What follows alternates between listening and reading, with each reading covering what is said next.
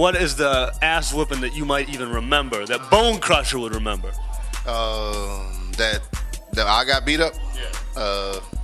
I vaguely remember. I've lost a fight. My uncle beat my ass a lot. My uncle used to beat me up. My cousins, you know. I don't know about on the street though. I used to lose fights to my cousin though, and my uncle. You can't lose no fight. I had that kind of mama, man. You go home crying, you better run back out the door and catch one. You know what I mean? Because you gotta whoop her ass, man. You can't come back in the house unless you gonna win. You know what I mean? Man, I'm gonna tell you something. I'll tell you a fight. This dude was in the 8th grade, man, and I was in the 5th grade.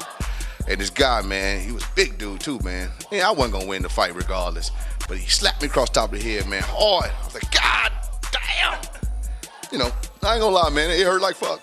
Why? Why did he slap you? I don't know, I was talking shit to him or something, I don't know. I do that a lot. But he slapped me, bow!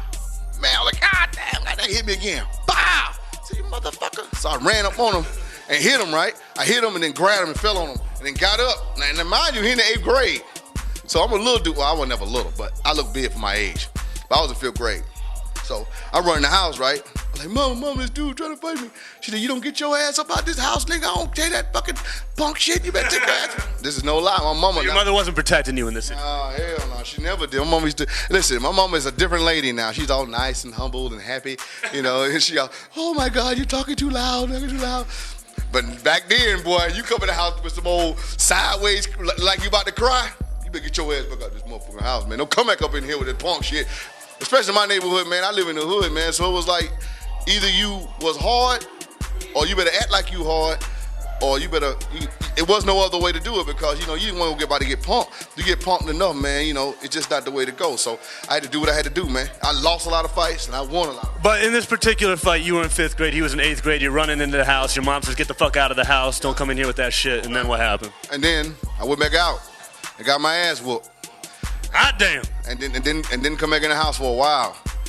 The lights came on, you know, back then the lights come on, you had to run in the house, but when them lights came on, I ran in the house. I ran right past her ass, right to the room, boy, and went to sleep. She's like, boy, did you quit that boy ass? Yes, ma'am. Yes, ma'am. Shit. I got my ass whooped.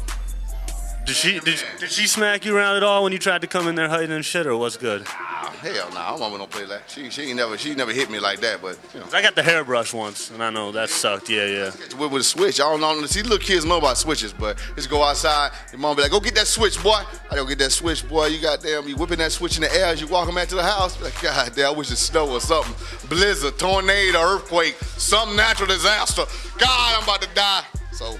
It is what it is, man. What about your dad? What was your dad like? Was he around during all this, or what's good? Around that much, man. So it is what it is. That's a classic case of whatever. Yeah. How did he come around after you blew the fuck up and got big in this hip hop shit, or what's good? You know, he was around back then, but it really wasn't like it was raising me. You know, he just come through every once in a while or whatever. But it was cool. Me and my dad real cool now though. I got all my old schools at my dad's house too, so it was all good. All right, what do you got coming up, real quick? I got a new record, man, called Synergy. You know what I mean? It's outstanding. First record's called Tell Me. What you gonna do about that with the Young Bloods on? The Young Bloods are back together once again. New spray. You heard it here first. The Hallelujah. Back together. And indeed, I was at my house recording the record, so it's crazy. Look out for that. I wish I had one here. You got any more records with you, Lisa? No? You got any more records with you? Tell me. I get the last one at Biz Market. You know, he a DJ, so I gotta give it to the DJ, you know what I mean?